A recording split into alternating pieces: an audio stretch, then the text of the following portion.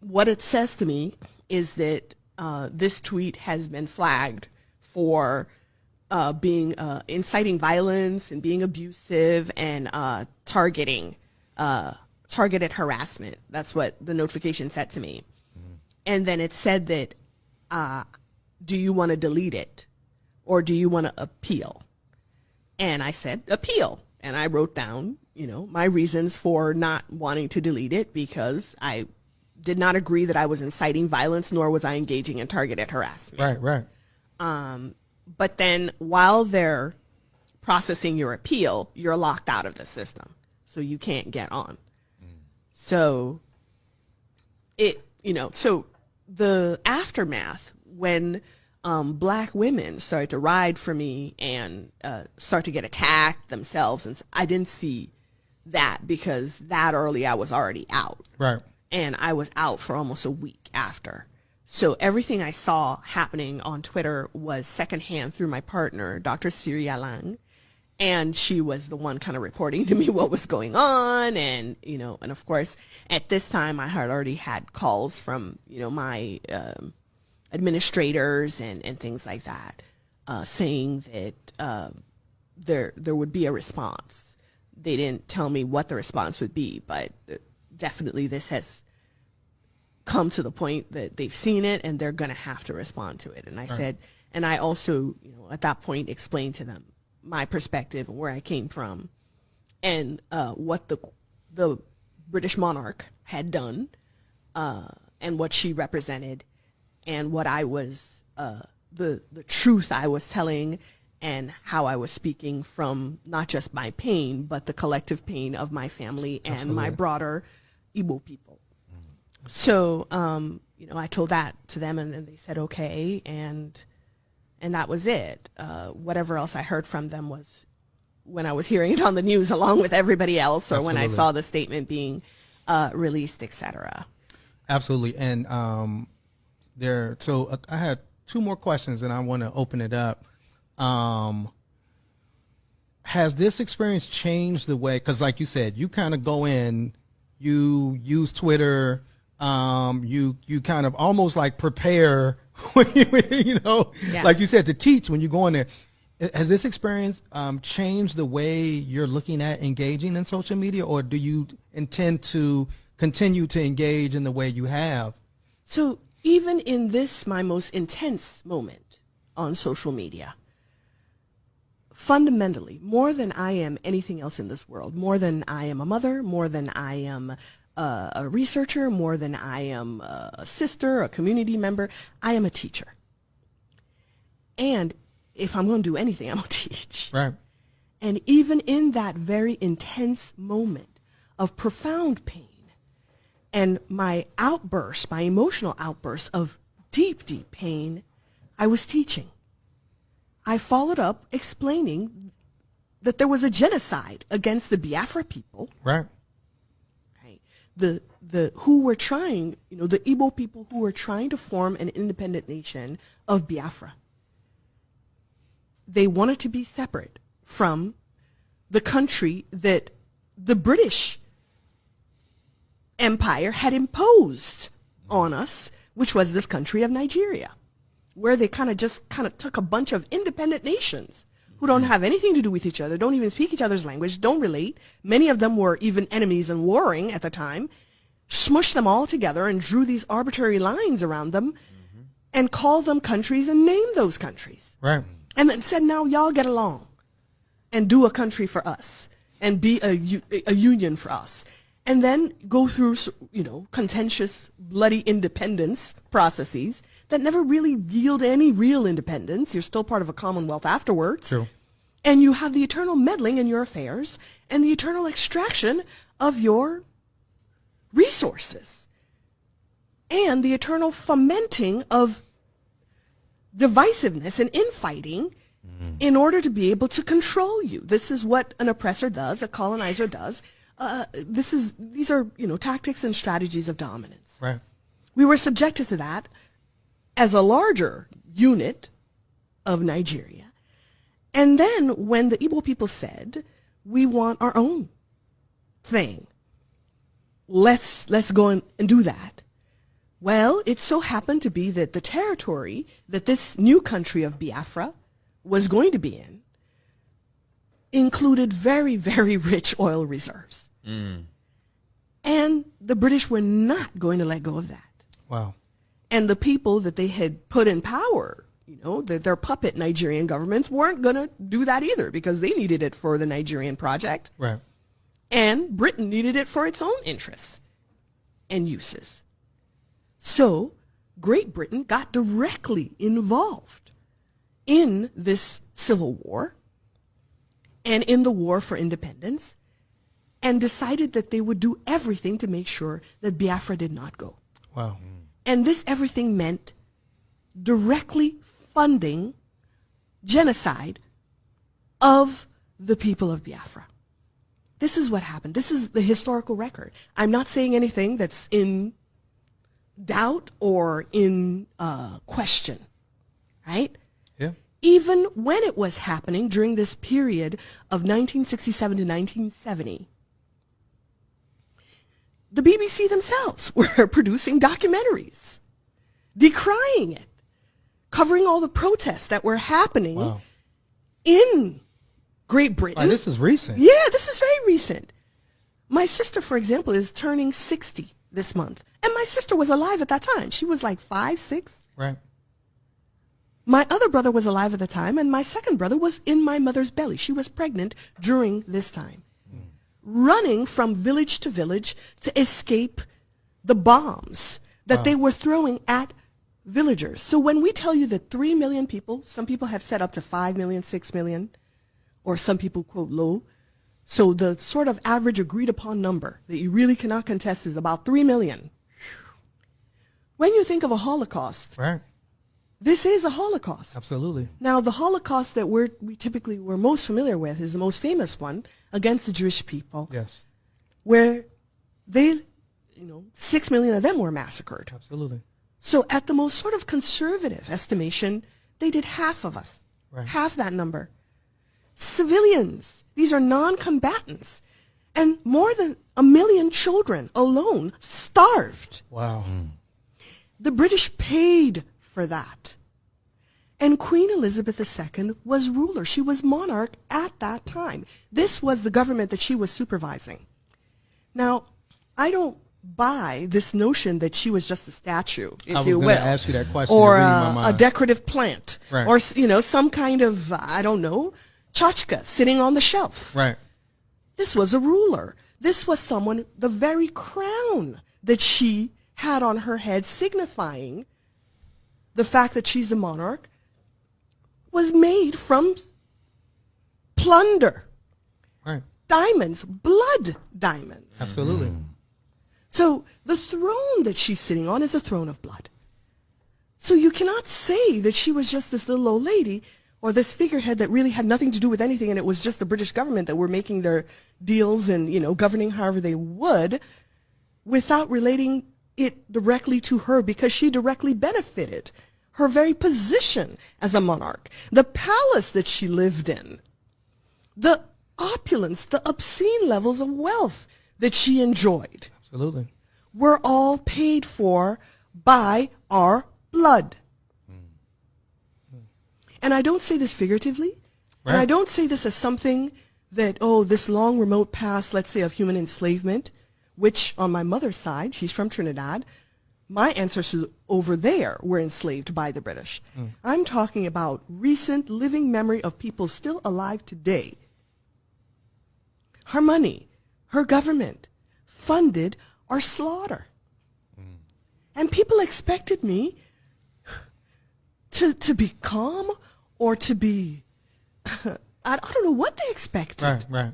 When the person who literally paid money for bombs and guns and military Absolutely. supplies to come and massacre your people is dying. Right. You're not supposed to dance.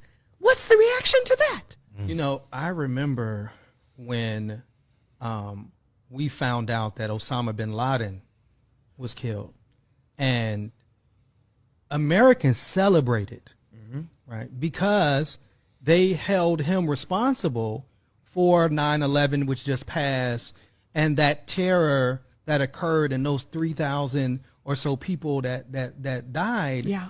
And it's like, but when it's our terror, when it's our pain, when it's our Absolutely. loss as Black and brown people, and we, particularly when we express it in a way that challenges, white supremacy, the white supremacy dominant narrative, and this, kind of almost like Disneying idea that people had of a queen, then all of a sudden it's like we're always told to be civil, to be calm, to be peaceful as Black and brown people. And so, but when it's somebody that you feel harmed America, you can dance, you can celebrate, you can take out your Absolutely. flags, Yeah. and that's held up. You can have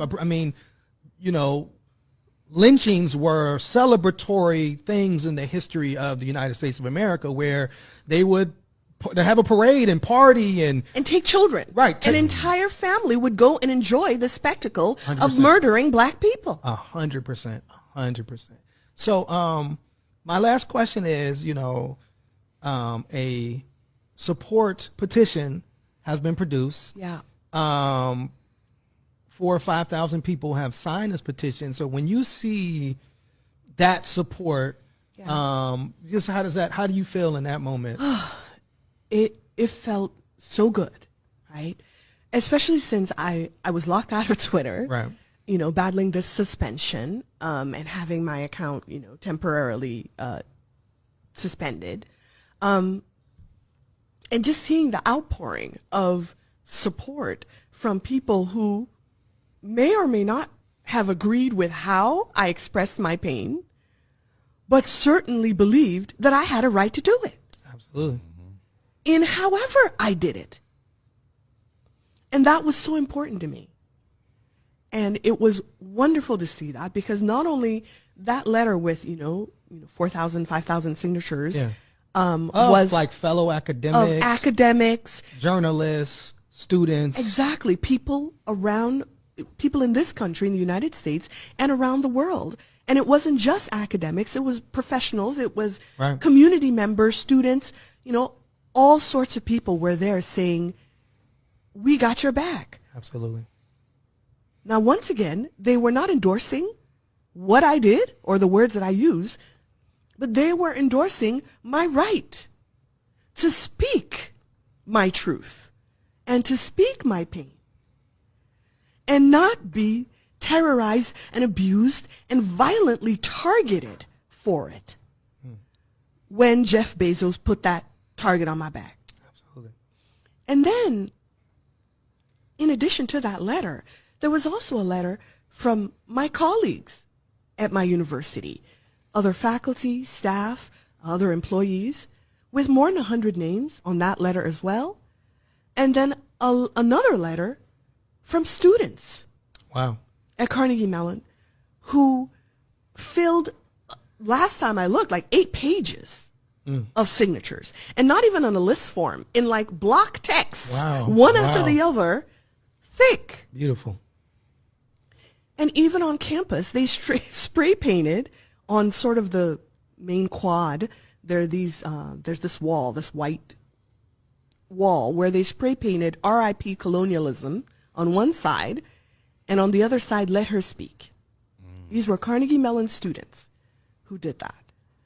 So when I saw all of that, the outpouring of support from the broader academic community and, in general, people outside of my institution, along with my colleagues at my institution and the students that I serve at this institution, I cannot, and I'm, a words person. Words are my business. I'm a linguist. I cannot even find the words to tell you just how thankful and grateful and joyful I felt. Beautiful. In such days of pain, right? Because I'm a human being. I act tough, right? But you can only take so much abuse. True. So in all of that pain, to get this kind of support, I realize I have people. Absolutely. I have people. Absolutely. Wonderful. Wonderful. And that includes us at One Hood. Yes, well, you got us too. Beautiful. That was deep. That was intense. But I mean, this speaks to the volume about like how these ripples effects are felt across the globe when you talk about the monarchy. Like, not everybody is going to react favorably to the crown, and this is a lesson to people. It should be a lesson to people globally that the people of the global majority have been the ones that have been forced into subjugation, been the one forced into oppression, been the ones who have felt the tyranny of the crown firsthand, right? And told like to just like suck it up and just deal with it, right? Because of be happy because you we got something. the East India Trading Company, right? Because we have a gold standard, because we have English as this lingua franca spoken around the world. Because we have all these things that fall under the umbrella of the crown that quote unquote benefit the world. We're supposed to be quiet and just accept it because they civilize the savage, right? And these are things that we're supposed to be placated with. And I have to also say that my quarrel is not with the British people. Right. The British people are subject to her rule as well. Yeah. 100%. You know, there is no quarrel with the British people. They are subjects. They don't elect her. This is something that's extrapolated, right? And I have a lot to say about this. Like, I have so much to say about this. In the West, patriotism equals prejudice, right? You look at what people talk about patriotism is in the States. You wave around the flag. That's a symbol of violence for a lot of people. 100%. In England, it's no different. In Canada, it's no different. Like, you wave around the Union Jack, you wave around the maple leaf. Indigenous people suffered at the hands of erecting that flag on soil. Absolutely. Right? The Irish, who are white people, weren't considered human by the crown. Right, and these are things. This is what I'm saying. Like, I have yet to see, and maybe it is. I don't know.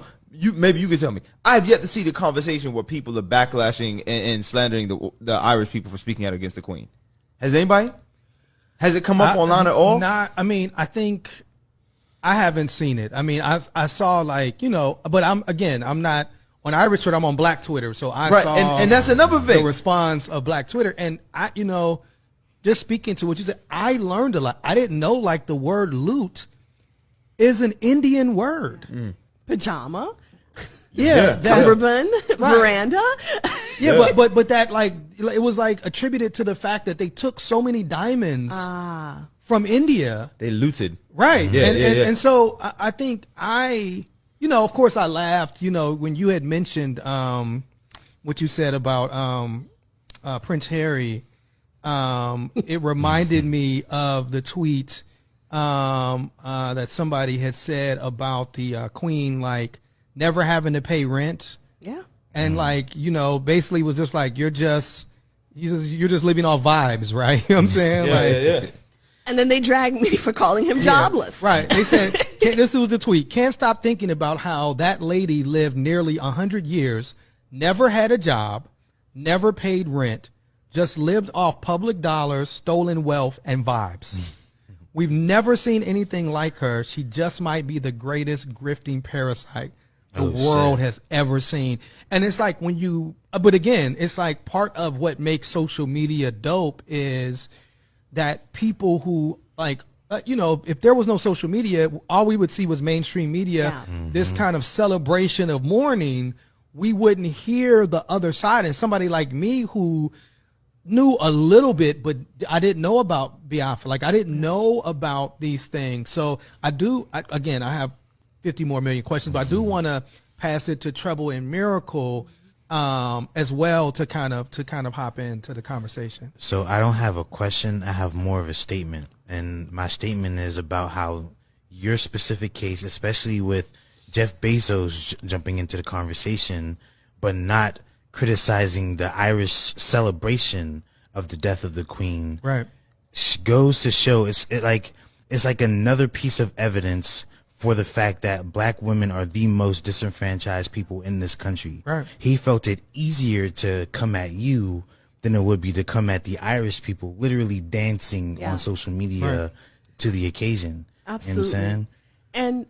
And that's my partner, while all this was happening, she would read tweets to me sometimes or let me know what was going on. Like I didn't have access to to it myself. Yeah. But she would kind of narrate things or send me screenshots, etc. And another way in which I knew I had people were Nigerians and African Americans and other Africans and, you know, all types of people were waging Twitter wars as well. Absolutely. Behind this case. Yes. So that, in addition to those letters of support, I also saw like real material supports, even my trolls, you know, because I'm always getting into it with, you know, arguing about misogyny, for example, with Nigerian men, and sometimes African American men. You may remember me from the tweet. The